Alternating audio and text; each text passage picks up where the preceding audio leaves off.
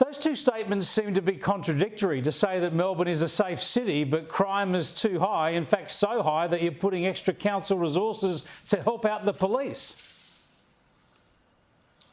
Well, I think, by any international comparison, Melbourne is a safe city. That's the basis on which I make that claim. But I'm the first to say, Chris, that we need to do more. When I ran for election last year, Chris, I said making Melbourne safe was going to be my most pressing priority. And so we're really leaning in, doubling the number of CCTV cameras, putting for the first time in this city's history uniform officers on the street to be a very visible safety presence. Will those officers have the unprecedented actions because we need to make Melbourne safer? Yeah, sorry to interrupt there. Will those officers have the commensurate powers as police officers? What will they be able to do? They will be sworn officers. They won't carry a firearm, but they will have handcuffs. They'll have Kevlar vests. They'll have body cams. They'll be very much trained in how to manage a hostile situation, and they will have the power to make arrests. So they're not trying to replace police officers, but they will be in uniform and they'll be a very visible safety presence. And look, I think they will make a difference. Just having those extra uniforms on the street, keeping people safe, I think is very important. They'll also be trained in how to manage those situations you see on the streets of big cities as well. Sometimes the right response from an officer is, hey, what are you up to? Sometimes the right response is, do you need a helping hand? And so they will work with the community. They're not going to try and replace police officers, but they are going to be a new presence on our streets. As I said, we haven't seen this in any other capital cities around Australia, but we're doing it for the first time here in Melbourne because, under this council, we're going to do everything we possibly can to make sure Melbourne is as safe as it can possibly be. I'll come back to that first off. We'll just look at the statistics to say that it proves that they do. The numbers don't lie. They say that Victoria's crime rate has soared to the highest levels on record, driven by a spike in thefts, and that Melbourne remains the local government area with the highest rate of crime. And the federal opposition leader, Susan Lee, is in Melbourne today. Here's what she's had to say. I am really concerned with the fact that we have the crime statistics that we do in this city and in this state.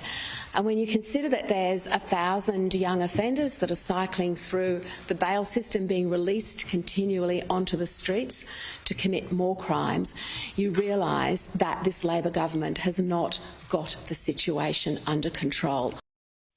So federal government, state government and local government all involved. The fact that you're having to put sworn officers onto the streets from the council, doesn't that show that the state government is not doing enough on law enforcement, that the police perhaps don't have the resources they need?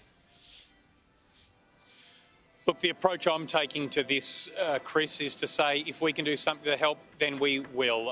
Obviously, in local government, we don't have all the levers, but we believe we can be part of the solution, and we want to work with the state, with the federal government as well, to make Melbourne safe. I mean, we were very encouraged to hear the new Chief Commissioner, Mike Bush, this week talking about getting police out onto the front lines, out onto the streets again.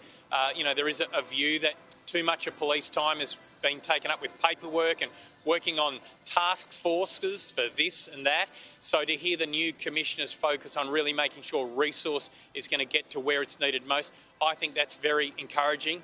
I had a meeting with the Chief Commissioner last week. We've agreed that the City of Melbourne and Victoria Police are going to enter into an MOU with each other. Again, this has never been done before, but we're going to make sure that here at the capital city of Victoria, Melbourne, that we are working hand in glove with the police.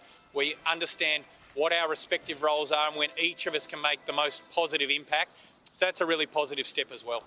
Yeah, well, of course, the Police Commissioner, Mike Bush, said not so long ago that it's taken the protests in Melbourne, the weekly pro-Palestinian, anti-Israeli protests have taken up 25,000 police shifts, 25,000 shifts dedicated to protests rather than the prevention of crime. He said that these officers would have been preventing crimes if they weren't guarding these protests. Are you too concerned about these protests, not just the fact that they've been weekly in the past, but the fact that they're intending to continue on with them?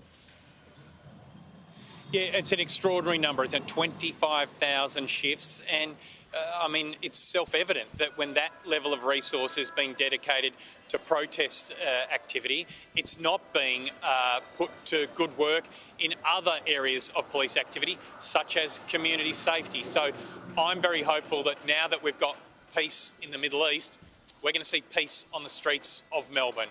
I think, you know, most Melburnians, after 2 years of protests, are saying enough is enough. You know, we need to have our city back. Our shopkeepers need to be able to do a full week of business without disruption.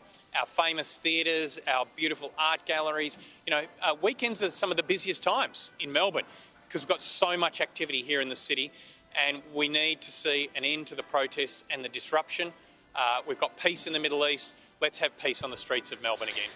Well, the Victorian Labor government seemingly having a bit of trouble with policing. Good to hear that the Melbourne City Council is stepping up to fill that void. Thanks for joining us, Nicholas Rees.